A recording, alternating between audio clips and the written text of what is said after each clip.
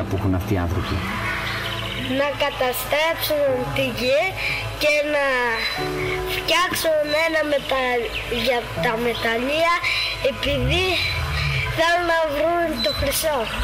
Και σένα πώς σου φαίνεται αυτή η ιδέα? Άσχημα. Γιατί? Γιατί θα καταστρέψουν το δάσος. Και γιατί το κάνουν αυτό το πράγμα, λες? Για να βρουν το χρυσό. Και το χρυσό γιατί τον θέλουν?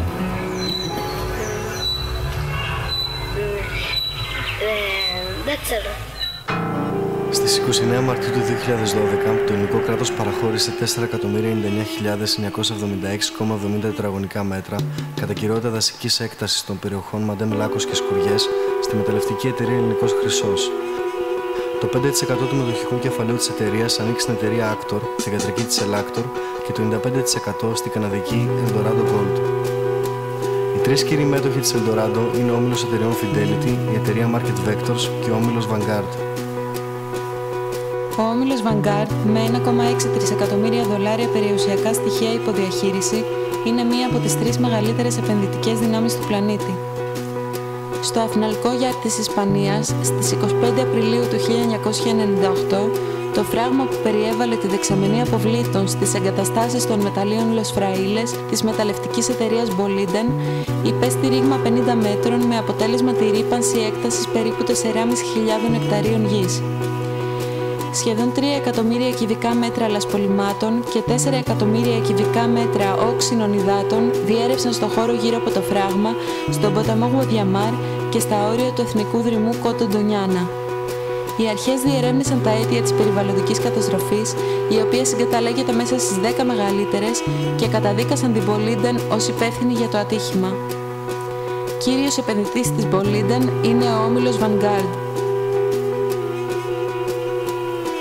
Το Κρατικό Ταμείο Συντάξεων της Νορβηγίας απέσυρε τις επενδύσεις του από την καναδική μεταλλευτική εταιρεία Barrick Gold, πρώτη δύναμη στην εξόρυξη χρυσού παγκοσμίως, λόγω της συμμετοχής της σε σοβαρές περιβαλλοντικές καταστροφές στο μεταλλείο Πορτζέρα στην Παππούα Νέα Γουινέα. Σύμφωνα με ανακοίνωση του Υπουργείου Οικονομικών της Νορβηγίας, η πρακτική διάθεση των μεταλλευτικών τελμάτων στην κήτη ποταμού αποτελεί παραβίαση των διεθνών κανόνων. Οι διαβεβαιώσεις της εταιρείας ότι οι δραστηριότητες της δεν προκαλούν μακροχρόνιες και μη αναστρέψιμες βλάβες στο περιβάλλον έχουν λίγη αξιοπιστία. Πέρα από την περιβαλλοντική καταστροφή, η Barrick είναι υπόλογη και για την καταπάτηση ανθρωπίνων δικαιωμάτων. Εκατοντάδες μαρτυρίες για βίαιες εξώσεις, βιασμούς και δολοφονίες που σχετίζονται με τα μεταλλεία έχουν καταγραφεί ως σήμερα στην Πορτζέρα. Μάλιστα, η Placer Dome, ιδιοκτήτρια του μεταλλείου μέχρι τη συγχώνευσή της στην Barrick το 2006, αναγνώρισε ότι 8 κάτοικοι της Πορτζέρα είχαν δολοφονηθεί από τη security του μεταλλείου. Στις 2 Φεβρουαρίου του 2010, η Διεθνής Αμνηστία εξέδωσε αναφορά που καταγγέλει τη βία της ιδιωτικής ασφάλειας της Barrick απέναντι στους κατοίκους της περιοχής. Μεγάλο τμήμα του μετοχικού κεφαλαίου της Barrick Gold ανήκει στους 3 κύριους μετόχους της Eldorado. Οι όμιλοι Fidelity και Vanguard είναι οι κύριοι μεγαλοεπενδυτές πολυεθνικών κολοσσών όπως η Microsoft, η McDonald's, η Coca-Cola, η Apple και άλλες. Μαζί με την Market Vectors βρίσκονται σε υψηλές θέσεις της λίστας μετόχων της δεύτερης ισχυρότερης μεταλλευτικής εταιρείας, της Gold Corp, η οποία το 2005 κλήθηκε να πληρώσει $225,000 ως πρόστιμο για την απόρριψη 110.000 κυβικών μέτρων τοξικών αποβλήτων στο Red Lake του Καναδά. Ο πρόεδρος της, Ian Telfer, ήταν ιδρυτής και διευθύνων σύμβουλος της TVX Gold. Το κατάνημα των κυρίων αυτών που βγαίνουν στην τηλεόραση και μιλάει για ευημερία και για πρόοδο και για πάμε μπροστά, τους αλήτες μας ξεπούλησαν όλους. Τον Μάιο του 2003, η TVX Ελλάς, θυγατρική της TVX Gold, δηλώνει πτώχευση αφήνοντας 470 ανέργους χωρίς αποζημίωση και χωρίς δικαίωμα να διεκδικήσουν εργασία ή ταμείο ενεργείας αφού δεν έχουν χαρτί απόλυσης. Κέρδος του εύκολου είναι υπηρεσιακό που λένε, πώς τα λένε στην Κυρίες που λένε, ναι. Κυριακά, όταν αρπάξουμε. Ναι. Ζάει ο κόσμος έτσι. Κατάλαβα καλά. Καλά σου βόλα δεν πια από το θέση. Δεν θες να τα απονομήσεις. Η TVX Ελλάς αιτιολόγησε την πτώχευση βάσει του ισχυρισμού ότι εξαντλήθηκε οικονομικά για να αντιμετωπίσει το ατύχημα που έγινε λίγους μήνες πριν, το Δεκέμβριο του 2002, όταν τα νερά του κόλπου του Στρατονίου βάφτηκαν κόκκινα για περισσότερες από 10 μέρες, γεγονός που οφείλεται στην αδυναμία της εταιρείας να διαχειριστεί τα όξινα επιβαρημένα με βαρέα μέταλλα νερά των στοών. Οι επιπτώσεις του ατυχήματος ήταν ανυπολόγιστες για το θαλάσσιο οικοσύστημα, καθώς τα βαρέα μέταλλα που περιέχονται στα νερά πλώθηκαν και κατακάθισαν σε ολόκληρο το κόλπο της Ιερισσού, έναν από τους πλουσιότερους εχθιαποθέματα στη χώρα. Το Δημοτικό Συμβούλιο του Δήμου Σταγύρων Ακάνθου αποφάσισε την κήρυξη του κόλπου σε κατάσταση εκτάκτου ανάγκης και απαγορεύτηκε επαορίστον η αλεία σε όλη την έκτασή του. Η TVX δεν έκανε τίποτα για την αντιμετώπιση των συνεπειών του ατυχήματος και το απέδωσε στις ισχυρές βροχοπτώσεις της εν λόγω χρονικής περίοδου. Για να έρθουν αυτοί να πάρουν το μεταλλείο για ένα χρόνο, 2 και 5 και 10, να καταστραφούν και να μας χαιρετήσουν, να καταστραφούν εμείς. Μην αφήσετε ποτέ σε αυτό το πράγμα.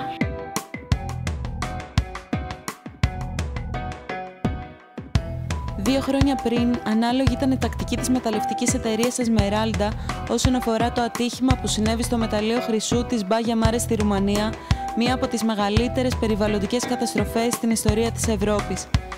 Η εταιρεία αφενός απέδωσε το ατύχημα στις πολύ κακές καιρικές συνθήκες και αφετέρου κήρυξε πτώχευση. Το ατύχημα προκλήθηκε όταν κατέρευσε το φράγμα του μεταλλείου με αποτέλεσμα να διαρρεύσουν 100.000 λίτρα τέλματος με υψηλή συγκέντρωση κυανίου στον ποταμό Σόμες της Ρουμανίας και στο σερβικό ποταμό Τίσα, καταλήγοντας στη συνέχεια μέσω του Δούναβη στη Μαύρη Θάλασσα. Εκτός από τη Ρουμανία, οι κυανιούχες ενώσεις και τα βαρέα μέταλλα έπληξαν την Ουγγαρία και τη Σερβία, δηλητηριάζοντας το πόσιμο νερό, σκοτώνοντας πάνω από 1.000 τόνους ψάρια, νεκρώνοντας τα οικοσυστήματα και προκαλώντας χρόνιες πιθανόν επιπτώσεις στην υγεία εξαιτίας της μακροπρόθεσμης ρύπανσης από τα βαρέα μέταλλα. Έκτοτε η Τσεχία και η Ουγγαρία απαγορεύουν τη χρήση κυανίου στις εξορυκτικές δραστηριότητες. Αντίθετα, στην Ελλάδα εξακολουθεί να επιτρέπεται, παρότι συνιστά ακόμα και σε μικροποσότητες ένα εξαιρετικά τοξικό στοιχείο, το οποίο μάλιστα χρησιμοποιήθηκε από τους Ναζί στους θαλάμους αερίων. Σκοπός είναι να μην τον αφήσεις να το κάνει. Να μην τον αφήσεις να το κάνει. Καθόλου, μην το ξεκινήσει τίποτα. Άμα δεν τον αφήσεις να το ξεκινήσει, εκεί όλα λύνονται.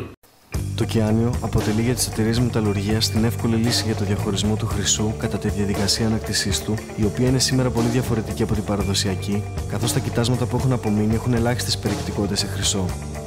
Για το λόγο αυτό, οι εταιρείες σήμερα προωθούν τη φτηνή επιφανειακή εξόρυξη αντί για την υπόγεια, δημιουργώντας έτσι κρατήρες τεραστίων διαστάσεων. Ο χρυσός ανακτάται μέσω της χημικής επεξεργασίας τρυμμάτων γης που δημιουργούνται από εκρήξεις με δυναμίτη και τα τοξικά απόβλητα της όλης διαδικασίας καταλήγουν σε τεράστιες τεχνητές λίμνες τελμάτων που κατασκευάζονται μέσω της ανύψωσης φραγμάτων.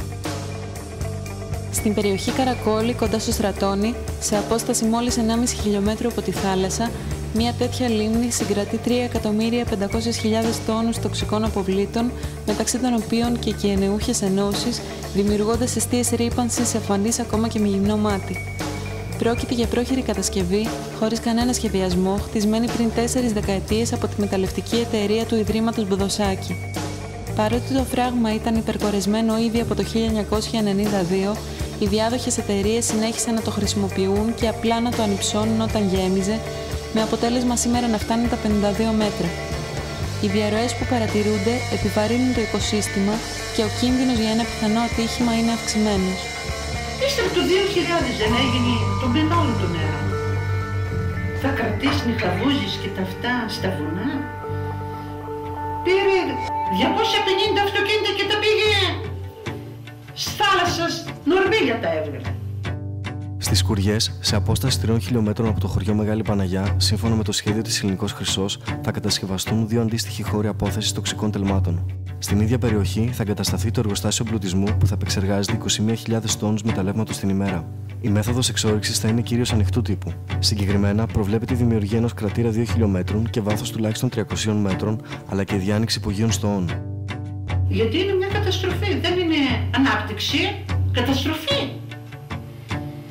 Αυτοί που μπορεί αυτοί να έχουν τόσο χρήμα που να μην τους νοιάζει ούτε η καταστροφή ούτε το ένα.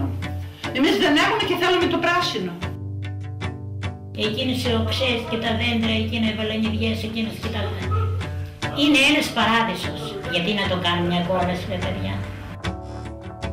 Όταν δεν τα περάξει τα νερά, είναι τα πιο γλυκά. Όταν τα περάξει βγαίνουν δηλητήρια.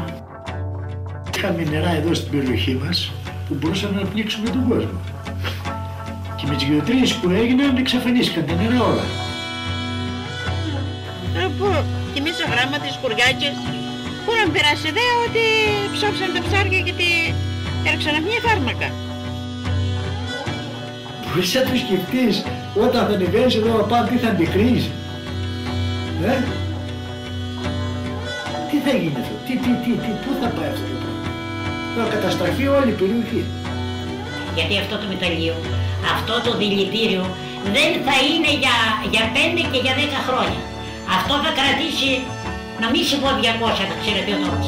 Θα είναι νεκρός τόπος αυτός.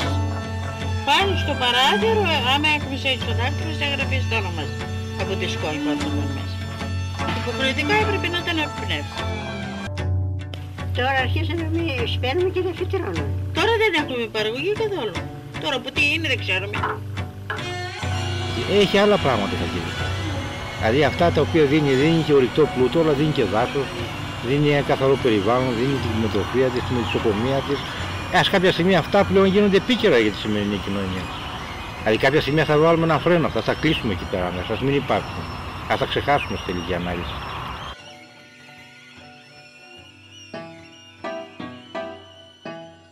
Στις 21 Δεκεμβρίου του 1995 μεταβιβάζεται στην εταιρεία TVX Ελλάς το συνολικό ενεργητικό των μεταλλίων Κασάνδρας, στο οποίο περιλαμβάνεται και η περιοχή της Ολυμπιάδας.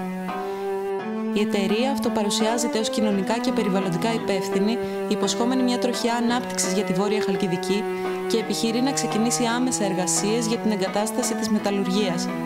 Οι κάτοικοι, προκειμένου να αποτρέψουν την υλοποίηση των σχεδίων της εταιρείας, οργανώνονται σε επιτροπές. Κατασκευάζουν ένα φυλάκιο στην περιοχή της Ολυμπιάδας για να ελέγχουν την κίνηση προς το μεταλλείο, κρατώντας σε αυτό βάρδια σε 24ωρη βάση. Καταστρέφουν υλικοτεχνικό εξοπλισμό που η εταιρεία αποπειράται να περάσει στην περιοχή, καταλαμβάνουν δρόμους και συγκρούονται με ισχυρές αστυνομικές δυνάμεις. Συντονίζονται με τους κατοίκους άλλων χωριών για να συλλογικοποιήσουν τον αγώνα τους, απέχουν κατά πλειοψηφία από τις εκλογές του 1996 και προσφεύγουν στο Συμβούλιο Επικρατείας με αίτηση ακύρωσης του έργου. Λίγες μέρες μετά τις εκλογές, ισχυρές δυνάμεις της αστυνομίας ευνηδιάζουν τον κόσμο στο φυλάκιο. Πολλά άτομα τραυματίζονται και πραγματοποιούνται συλλήψεις. Η αποφασιστικότητα των κατοίκων παραμένει ωστόσο αμείωτη. Η αστυνομία φαίνεται να χάνει τον έλεγχο και προβαίνει στον αποκλεισμό όλων των δρόμων που οδηγούν στις εγκαταστάσεις της εταιρείας. Παράλληλα, απαγορεύει την κυκλοφορία καθώς και κάθε μορφή συγκεντρώσεων και κινητοποιήσεων. Τι εντολή έχετε εσείς? Να μην περάσει κανένας, ούτε ο πεζός στο αυτοκίνητο. Απλά γιατί θέλουμε τον τόπο μας καθαρό. Μόνο αυτό είναι. Τελείωσε. Είναι όλα γνωστά και τα ξέρει όλος ο κόσμος. Δηλαδή προσπαθούν να μας τρομοκρατήσουν, ρε παιδιά. Τρομοκρατία τέλος. Απαγορευόταν το βράδυ να κυκλοφοράς μετά τις 9 η ώρα και απαγορευόταν πάνω από 3 άτομα να... Όπου υπάρχει διασταύρωση για να βγεις πάνω στον κεντρικό τον δρόμο, να πας να βρω ή αρισό ή δεν ξέρω εγώ, έπρεπε να δείξεις ταυτότητα. Ο αγώνας ενάντια στην TVX συνεχίζεται μέχρι το 2002, οπότε και γίνεται αποδεκτή από το Συμβούλιο Επικρατείας η αίτηση ακύρωσης του έργου. Η νίκη αυτή αποτελεί ένα θετικό προηγούμενο. Έτσι, ανάλογες επενδύσεις στον Εύρο, στο Κιλκής και στη Ροδόπη παγώνουν μετά από κινητοποίηση των κατοίκων και ανάλογες δικαστικές αποφάσεις. Λίγους μήνες μετά γίνεται το ατύχημα στο Στρατώνη και η TVX Ελλάς δηλώνει πτώχευση. Παράλληλα, η μητρική της TVX Gold συγχωνεύεται με την καναδική Kinross. Στις 6 Δεκεμβρίου του 2003 γίνεται δεκτή η αίτηση πτώχευσης της TVX Ελλάς. Στις 12 Δεκεμβρίου, σε διάστημα λίγων ωρών, γίνεται η εξής σκανδαλώδης διευθέτηση. Το ελληνικό δημόσιο ανακαλεί την πτώχευση, αγοράζει τα μεταλλεία Κασάνδρας προς 11 εκατομμύρια ευρώ από την TVX Ελλάς και τα μεταπολεί στην προ 2 ημερών ιδρυθήσα Ελληνικός Χρυσός, παραλείποντας τη διεξαγωγή δημόσιου διαγωνισμού που προβλέπει το Ευρωπαϊκό Δίκαιο και απαλλάσσοντας τη νέα ιδιοκτήτρια από οποιαδήποτε ευθύνη αποκατάστασης περιβαλλοντικών ζημιών που είχαν προκληθεί από την TVX. Η μεταπώληση των μεταλλείων γίνεται στην ίδια τιμή, ενώ η σημερινή τους αξία στο χρηματιστήριο του Τορόντο φτάνει τα 2.300.000.000 ευρώ. Τα έσοδα του ελληνικού δημοσίου από τις μεταλλευτικές δραστηριότητες θα είναι μηδενικά, διότι βάσει του μεταλλευτικού κώδικα ο ορυκτός πλούτος ανήκει αποκλειστικά στις εταιρείες που τον εκμεταλλεύονται. Γι' αυτό άλλωστε η Τρόικα αρνήθηκε να αποδεχτεί τα μεταλλεία της Χαλκιδικής στις εγγυήσεις που έδωσε η ελληνική κυβέρνηση για τη Δανειακή Σύμβαση.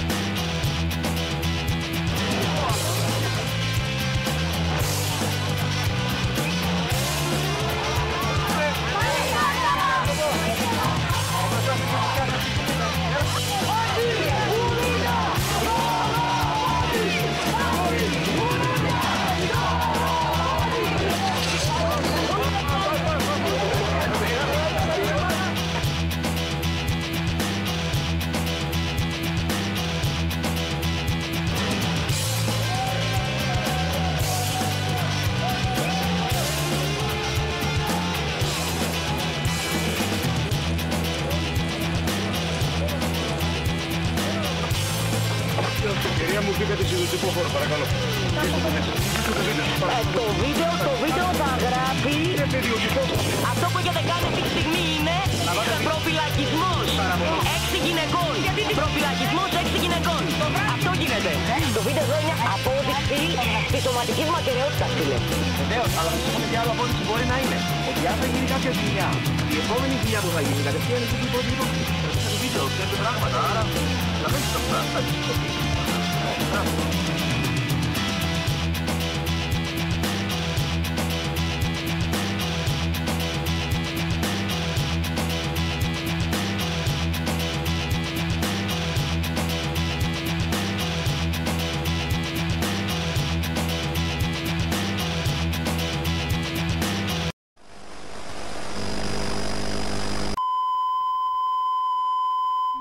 Κυριότερος μέτοχος της Ellactor είναι ο όμιλος American Funds, ο οποίος συναγωνίζεται σε παγκόσμιο επίπεδο ως προς το μέγεθος περιουσιακών στοιχείων υποδιαχείριση τους ομίλους Vanguard και Fidelity. Κυριότερος μέτοχος της TVX Gold ήταν ο όμιλος Fidelity.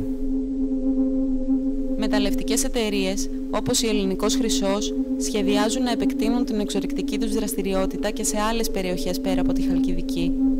Από τη Θράκη και την Καβάλα έως τη Χαλκιδική, τις Σέρρες και το Κιλκής, η δυναμική αντίθεση των τοπικών κοινωνιών έχει ως σήμερα αποτρέψει την υλοποίηση τέτοιων σχεδίων. Ενάντια σε πολυεθνικές, τραπεζίτες και ντόπια αφεντικά που εκμεταλλεύονται την οικονομική κρίση με μοναδικό αντάλλαγμα μερικές εκατοντάδες πρόσκαιρες θέσεις εργασίας, δηλώνουμε κατηγορηματικά ότι οι τόποι μας, με τις ομορφιές τους και τις παραγωγικές τους δυνατότητες, οι ασχολίες μας, το μέλλον και η υγεία των παιδιών μας έχουν στις ζωές μας τον πρώτο λόγο. Στεκόμαστε μαζί με όσους αντιστέκονται στο έγκλημα. Όποιος σιωπά είναι συνένοχος.